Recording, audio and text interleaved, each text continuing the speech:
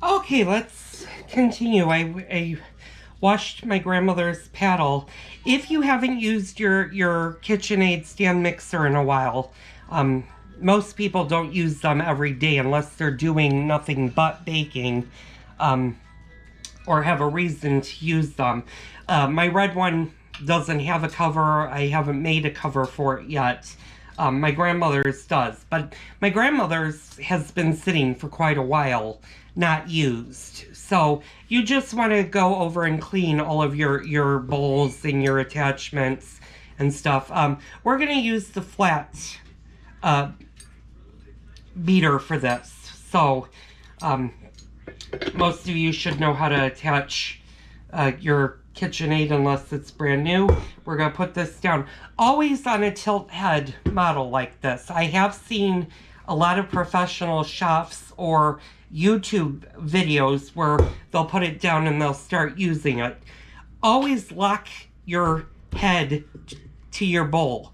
The reason being is if you didn't, and show you that this is when you turn it on, your motor is on the top. This is all motor. What's going to happen is you're going to do this, and that's going to stress out your motor, and it's also going to cause your KitchenAid to wear out a lot faster. So always lock your bowl. Now you can see I can't lift it. So here we go with the recipe. What we're going to be doing is we're going to be, and of course I put the recipe over there, but I pretty much know how to make the chocolate chip cookies. We're going to be creaming the butter with the sugars. So what we're going to do is we're going to add, and every kitchen should have one of these. These are very, very good to have. I used this the other day, so it's got, and I've been touching it, so it's got a little bit of flour on it. I'm going to give it actually a quick rinse.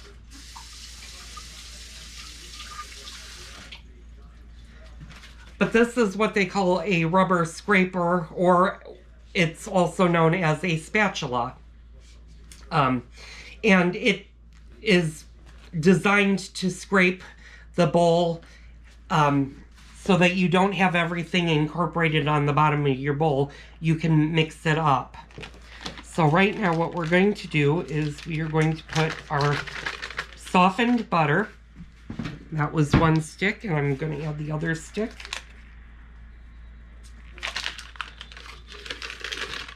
And that's our butter. And you're on your KitchenAid stand mixers. I'm going to point this over.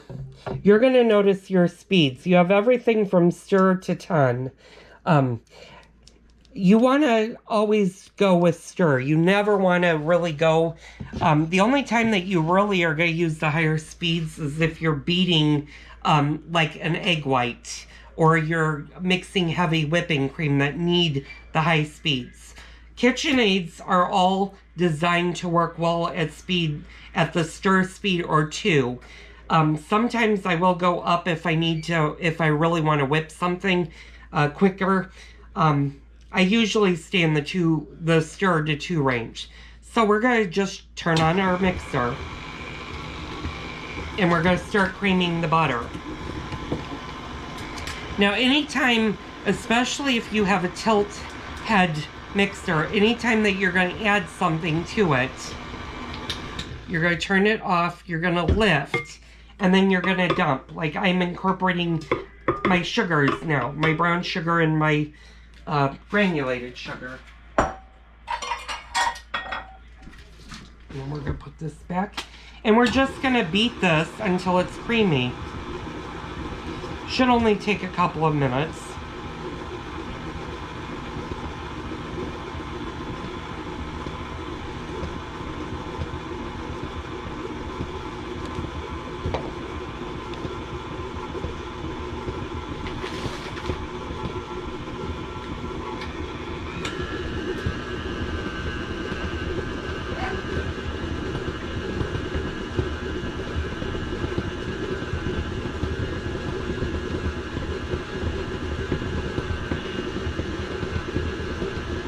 I'm going to stop that, and I'm going to show you what your creamy should look like. It should look like, start looking like that. That is basically what they call creaming your sugar in your butter. I'm gonna try to angle you more like that. What we're gonna do is I'm gonna actually lift this. And this is one reason why I don't use this that much anymore, is because you have to keep lifting. Oops, a little sugar in my flour. Put it in there. You have to keep lifting the head, whereas this one you don't.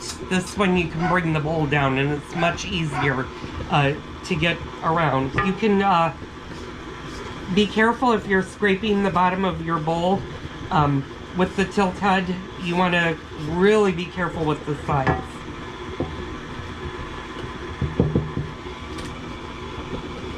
Okay, my butter and my sugars have creamed. Now, I am going to look at the recipe. I'm going to do a little cheat because I don't have the recipe out. Okay, so it says, combine flour, large mixing bowl, beat butter, granulated sugar, brown sugar, and vanilla extract. I did forget one step. Now is when you want to put your vanilla in. And this recipe calls for 1 teaspoon of vanilla.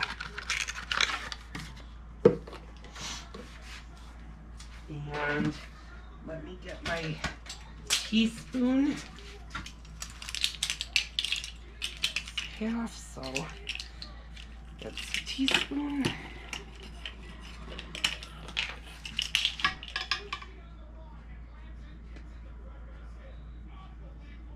And that's my teaspoon. I'm just going to give that a quick little stir.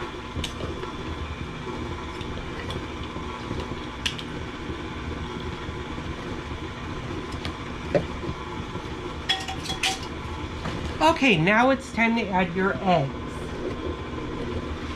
And you're going to add them one at a time and make sure that you incorporate them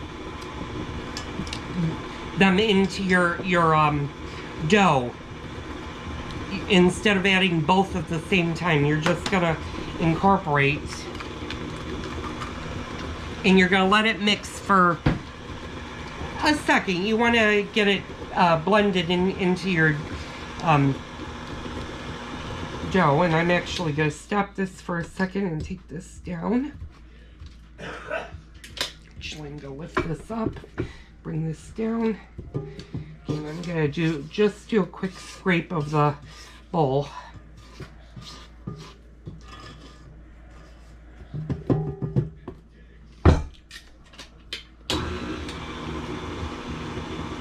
And that's pretty good.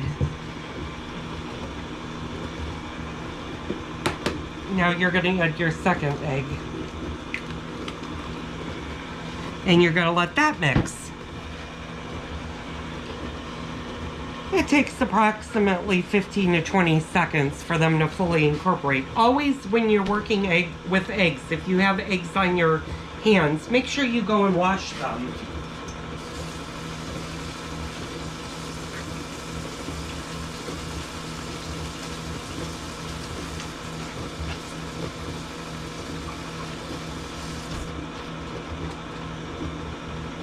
Having good kitchen habits is very good. Okay, my eggs are now done. Now what we're going to do is I'm going to shut the machine off. I'm going to start adding our flour. You're not going to want to just dump all of the flour into the dough. Reason why is when you turn it on to stir, it's going to make a huge mess. This is also why you will not go into the higher numbers on your KitchenAid. If I had turned this up to a 10 and added all of this flour, it would have been all over the place. So you're just going to add a little bit of flour at a time. And some KitchenAids do come with a pour shield. If you have a pour shield when adding flour, you can do that.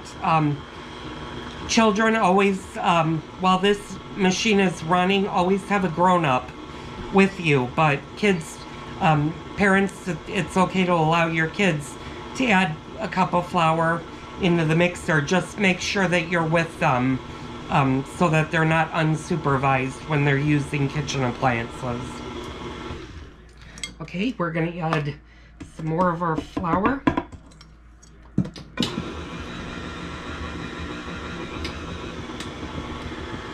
And again, I actually went to speed 2 right there and noticed that it was starting to pop up. So, okay, we're going to add a little bit more. Okay, we're going to add the rest of our flour now because we are pretty much done with that. Okay, I don't know if you guys can hear the machine. Like I said, this is an older machine. If I went up with the cups of flour, if I was doing 6-7 cups, this would be struggling. That's why I have this big boy over here. It can handle more doughs. I'm not saying that this can't anymore. This is an older KitchenAid, and it still does its job. Okay, I'm going to show you the inside of the bowl as we're mixing. Your dough should, and I'm going to shut it off, and your dough should look like that. Now what we're going to do is we're going to lift this. We're going to take all of this dough that's on the beater. We're just going to push it in to